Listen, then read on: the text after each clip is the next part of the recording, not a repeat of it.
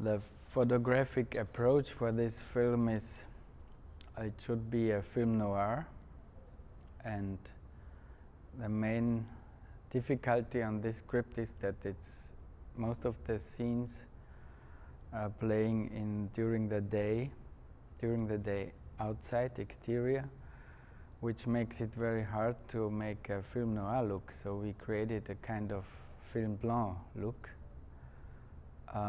This means day scenes which somehow look dark. So this is what we tried. We tried to find dark clouds and find weather which would fit in this image. I think that's a good image, that every partnership should be like counterparts. I think it is. He sometimes he complains that I'm trying to bring in some aesthetics, and he says he doesn't like it. He wants to have these real things and the essential things, and I try to bring the beautiful things, which is sometimes wrong, sometimes right. Sometimes it's the things which is the situation turns in a different, gets a different touch, you know. And I think he likes it too, because otherwise he wouldn't work with me for so many years.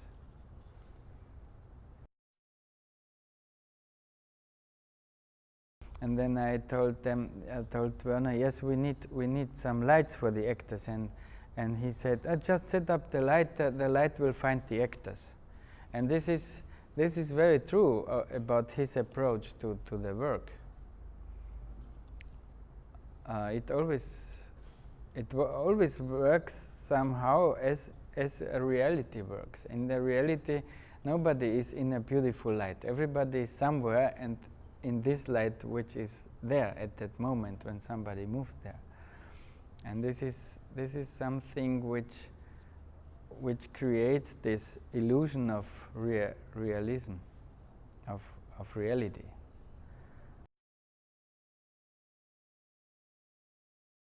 Sometimes he creates chaos in situations where everybody says, is that necessary? That's not necessary. But in reality, it's for him, it creates this chaos, and everybody is attentive, and everybody is concentrated, and then something happens, even sometimes goes something wrong, but this brings the real kick into the scene and turns it to something special.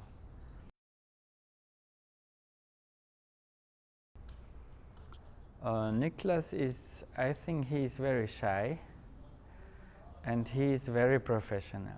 I think he's the most professional I ever worked with.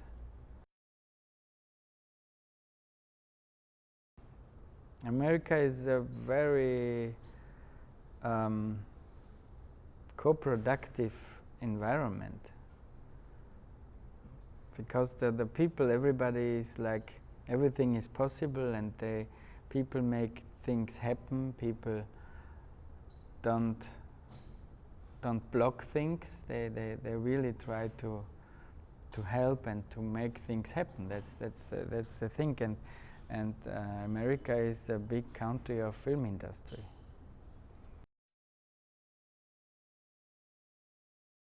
There's so much space for indie stuff and for real things, or for films or people who try to search reality, who try to search something different, not just mainstream, and Werner is one of them. I mean, he is one of the biggest artists of this century.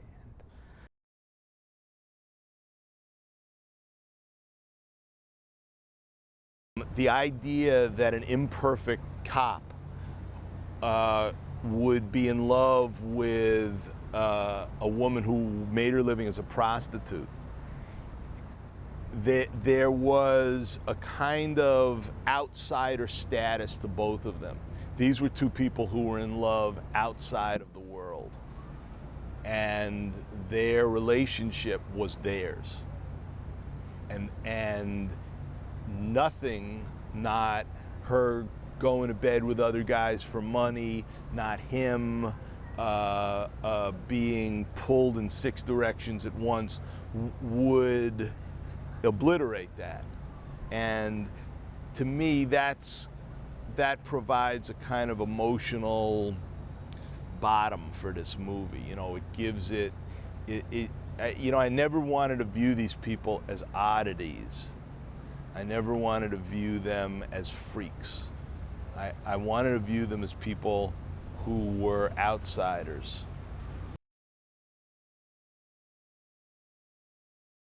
One of the things that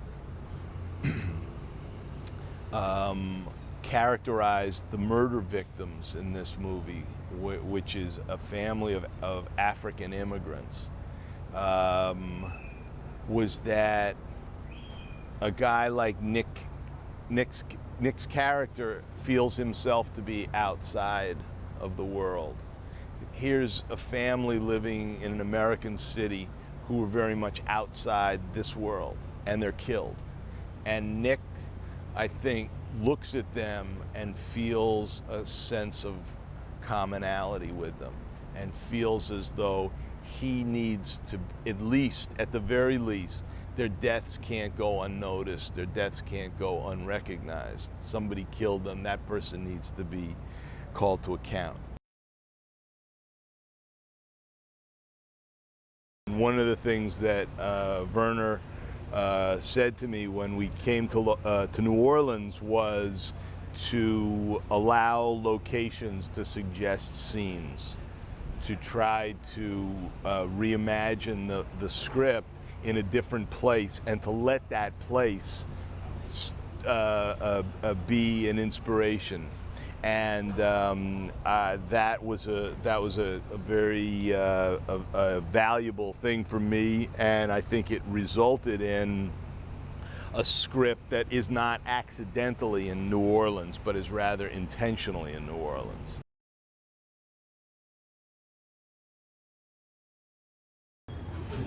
I play Pat McDonough, who's a retired cop. He might have had a problem later years of his life. He's a recovering alcoholic, and he's the father of the character played by Nick Cage, Terrence McDonough.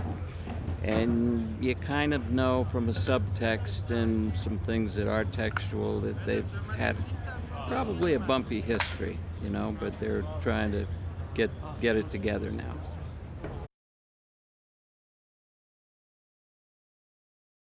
You know, I've been watching Werner since his early days, or since I can remember him being a filmmaker with Klaus Kinski, all of those great movies, and I remember reading everything there was to read about Fitzcarraldo and the making of Fitzcarraldo, like you're doing, The Burden of Dreams by Les Blank, brilliant film. So I've always been fascinated with his work. And you know that I don't know if everybody knows, he went to Kuwait during the Gulf War in '93, didn't have a camera crew, no equipment, nothing, but he commandeered equipment and a crew and made a documentary, The Burning Oil Fields of Kuwait. So he's a different kind of guy.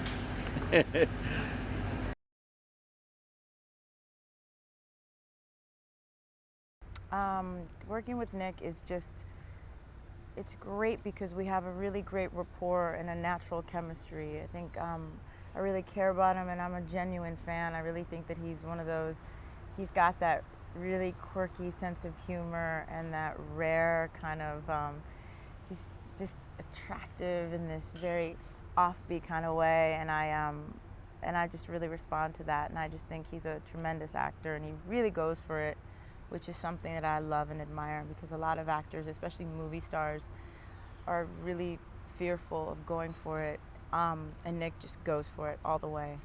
I really respect that.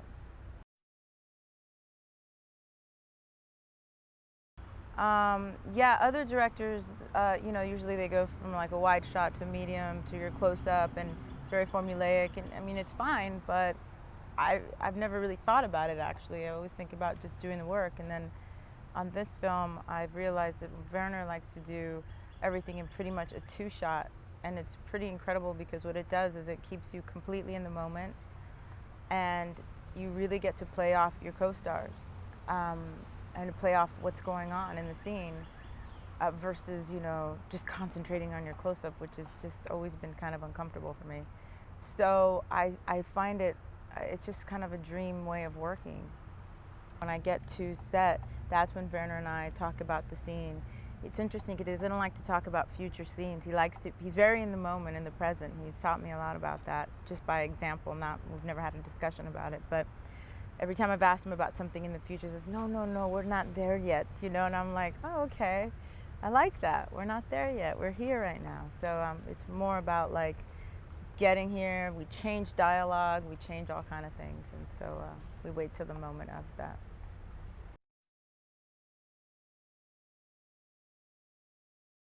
Werner is like nobody else I've ever worked with. He knows exactly what he wants. He knows exactly how to get it, and he does it quickly. And it's really an experience like I've never had, like none other. I feel completely committed in it, yet it's healthy. It's not like it's like this grueling schedule and a grueling way of working. It's a very healthy atmosphere that he creates, and I feel like I can go certain places and that I'm safe. It's like a perfect combination.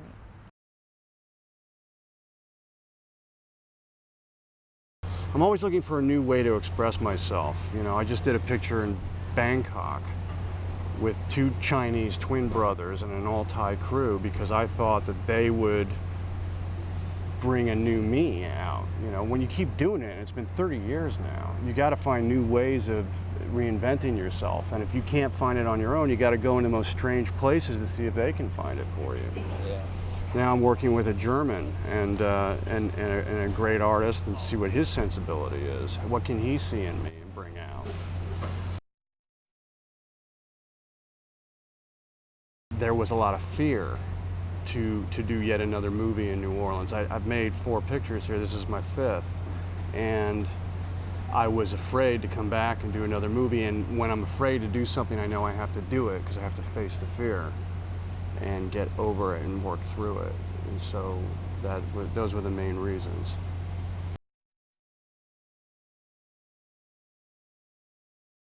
Also, the idea of a landscape of drugs without drugs was interesting to me. Unlike Leaving Las Vegas, where I thought, well, let's see what it's like to do some scenes drunk. This time I wanted to do it dry because I thought I could tap into that energy, that imagination, the history or the memories that are filtered through the imagination are what create the impressionistic landscape. I'm not looking at the landscape while I paint that's in front of me. I'm going back to memory and trying to give you an impressionistic landscape of that experience that happened so many years ago.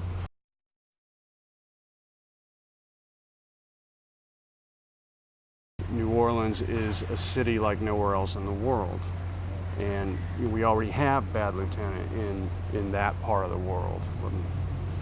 Why not? Because it's a new movie entirely, Bad Lieutenant, Port of Call, New Orleans, let's give it a cultural zeitgeist that we haven't seen before. To me, it's a much more existential kind of movie. The original was still very much within a Judeo-Christian program, which I liked, and I thought Harvey was outstanding, and I think Abel Ferrara is a great filmmaker, and I've almost worked with him. And I really liked King of New York, and I mean, he's just excellent. But I felt with Werner that we would go into the abstract and we would deprogram the Judeo-Christian construct and go into something more like life. That, you know, the good guys do not always win, you know, and there isn't always repentance and guilt. You know, it goes into other areas that are more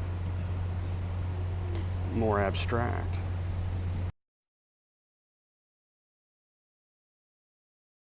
Is those other pictures, I had seen the connection with the cosmos, and I wanted to go there. I didn't want it to just be a straight up cop movie. I want to go into the other energies that are around us that are invisible.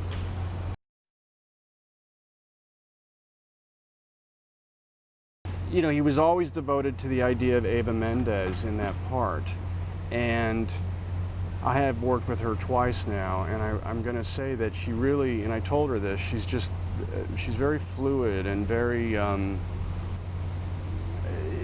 she has this ease about her now that is really exciting to watch and work with. There's this great moment where she pulls the gun, she goes, "You better love me." And I cracked up when she did that, and I was happy to see that that was in this cut. You know, Val is somebody that I've admired for a long time, and we used to correspond. Like, I didn't know him very well, but I'd seen him in Tombstone and The Doors, and he's always good, and it's inspiring to see another actor have that kind of gift and use it to excellent effect. And so being able to work with him on this was, it definitely, you know, he has a great sense of humor. He's off the wall. He's kind of, sometimes Val's like static electricity and you don't know what's going to happen. And I like that kind of unpredictability, that, you know, the snow is there. But he's also formidable, you know, so that when you have that level, you want to work hard. You want to both stay in the frame together and spar a little bit and hopefully improve each other's game.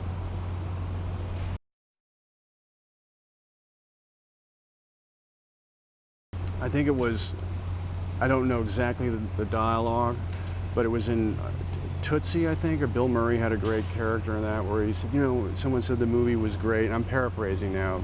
He was playing a film director or a play director or something. It's been a long time, but something like, somebody said to me that the movie was great. You know, I don't want to hear that. I don't want to hear the movie was great. I want people to go look at the movie and say to themselves, what the fuck was that? And in a way, that's right, because I want people to think that way, because I want them to go and try to look at it again. And it's always better when a movie raises more questions than answers.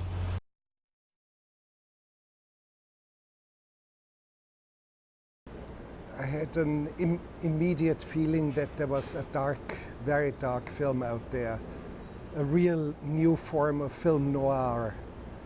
And sometimes it's very strange circumstances, historical, cultural circumstances point to doing that. Like in the late 40s, early 50s, you had the great Humphrey Bogart dark movies. And in a way, when you look around, when you look at America at this time, in a way it felt right. Do the darkest possible film imaginable. I've never seen a film with excessive use of drugs. I do not see that many films. And I personally do not like the culture of drugs. So I'm someone who has no idea what the drugs do to you. So I always had to ask the writer, and I had to ask some more competent people, what does it do to you? Yes, heroin slows you down, makes you sleepy. Cocaine makes you very agitated. And so I had to be advised. But in a way, I don't really care that much. And the landscape is not a landscape of drugs. It's something else. I kept saying to Nicholas, the real thing is not the drugs. It's not that the drugs make you bad. Yes, in a way, yes, but the very point for me is that there's also such a thing as a bliss of evil. And we are shooting a scene tonight on our last day of shooting where there is clearly this kind of bliss of being bad. He enjoys it tremendously, even puts on a very special suit. And I named it the opera suit. You are going out to an opera event, to an operatic event, played like an opera.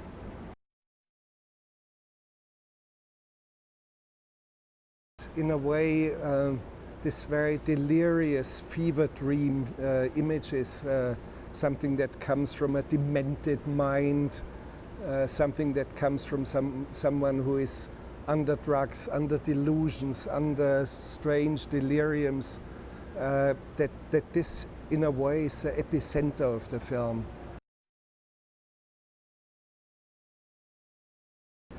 Now I don't care about this kind of definition, who is good, who is bad. Actually, his real evil, his real bad behavior solves an almost unsolvable case.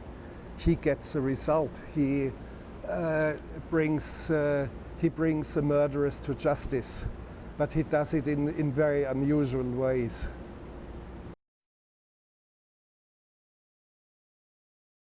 I think from the outset it was clear that we should collaborate on this film. And as far as I understand, Nicholas would only sign his contract if I signed up as director. So that was a very pleasant sort of moment, and I thought, no matter what we are going to do, this is a wonderful opportunity to work with the best of the best. So, and it has been very, very rewarding, and we have been very, very intense. It's a mutual agitation of mind, and I think the two of us were a very good match to do this. It eluded quite often every bystander, everyone who was involved in the film, including the cinematographer, who was only at arm's length.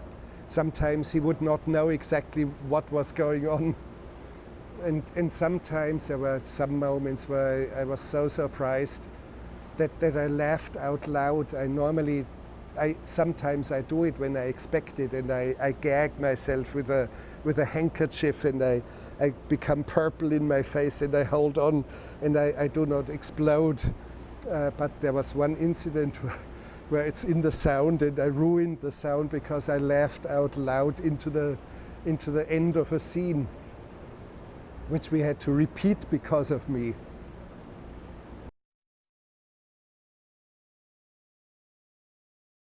No, Val Kilmer, do not underrate the man.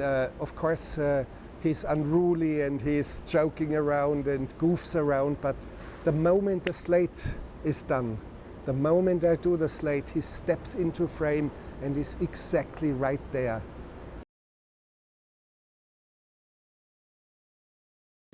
I said to her in our only meeting that we had before the shooting, I said to her, because she was kind of nervous and didn't know how to handle the situation, and I said to her, I will take you where you have not been before. And asked her, do you have the courage to step into that? And she said yes, and that was the deal. Then I said, I'm the one who waives his right to a trailer. I waive my right to a personal assistant. I waive my right to have a driver. I waive my right even to a chair. I don't even have a chair. So reduce. And she said, yeah, it's my agents and it's my business manager and it's my attorney and who want the star treatment for me embedded in the language of the contract. And I said to her right away, point blank, you're not going to be a star in my movie. You will be royalty, like every single actor and including every single actor is royalty. Whoever steps in front of my camera, no matter what he, she, or it does, including the dog and including the iguana, are royalty. And that's how you will be treated.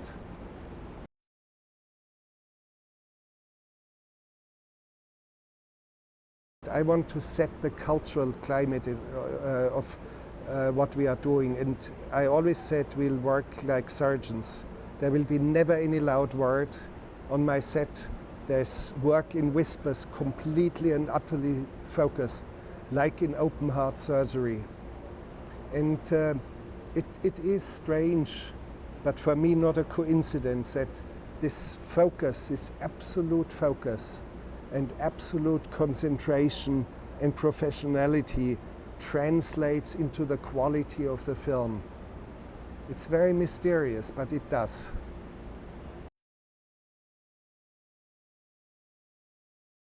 When I first read the screenplay, I had the feeling this is a comedy. And in a way it is. You will see there will be a lot of laughter, but it will be a strange laughter. It will be something where you do not enjoy it like a joke and you laugh out loud. It's probably a very, very bleak, very dark humor. And I'm sure that audiences will sense it.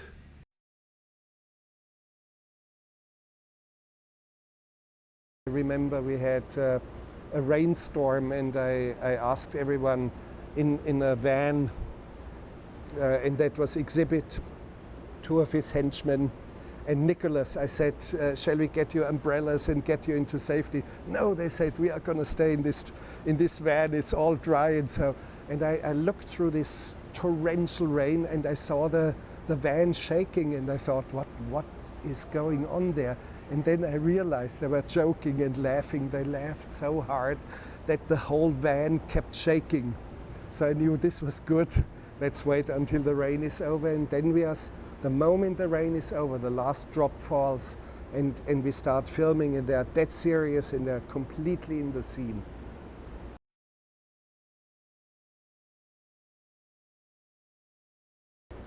Sometimes I shot scenes first take without rehearsal, and then we immediately see the mistakes, and I immediately start to eliminate. Second, third take are still somehow full of mistakes, but then all of a sudden the third, fourth take is very, very good, and I normally do not shoot more than, let's say, 5, 6 times. If after, let's say, 6 times repeating a scene doesn't have any rhythm, a scene doesn't have anything forceful, anything that jumps at you as a spectator, then there's something wrong with the scene, either with the dialogue or with the acting or with how I direct it or with God knows, and I immediately start to rearrange things.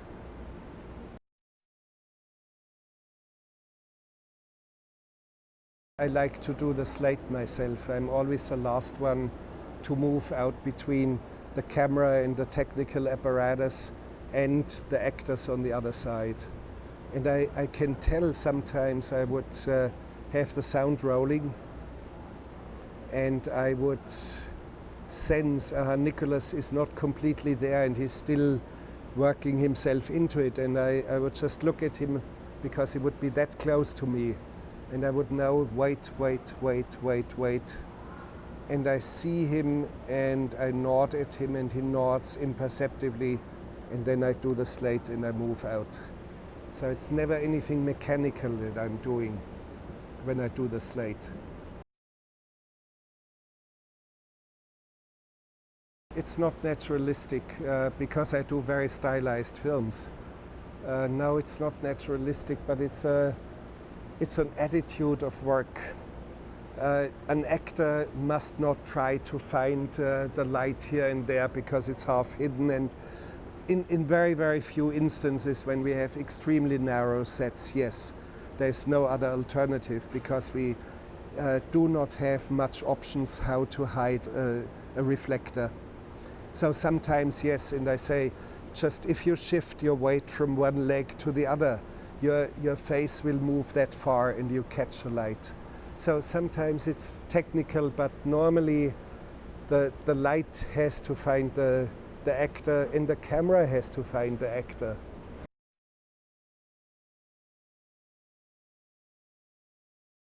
Images in cinema have to try to at least capture the status quo of our civilization. And much of what we see is limping behind. And I find it very disquieting. It's a very disturbing thing to see this, because evolution of culture and evolution of technology and many other fields is going at such a breakneck pace. It's head over heels, and we do not really catch up culturally. And in a way, I think movies should do that, or should try that, and create some deeper insights that are a little bit beyond what we normally see on television, for example.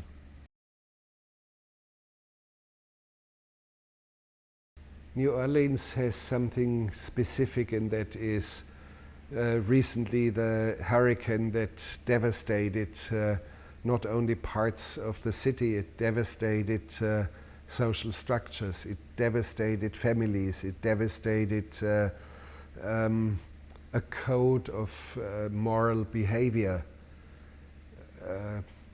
Not for everyone, but there was a decay of structures of civilization beyond the destructions that were done by the floodwaters and the storm itself.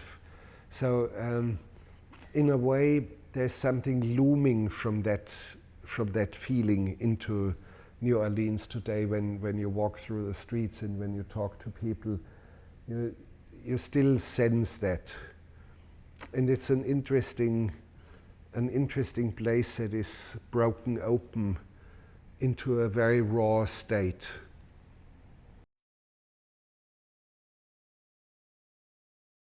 I couldn't even distinguish who was New Orleans and who was from Los Angeles. Or we have Austrians in the crew, we have a German in the crew, me. Well, I can only say very competent people, very, very motivated. They really want to show we are as good as anyone else in the world, and they are as good. And they are much more motivated than crews in Los Angeles, for example.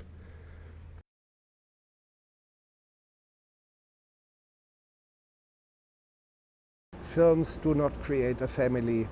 Films create very, very short-lived, fleeting alliances. But you have to forge the alliance into something very, very significant.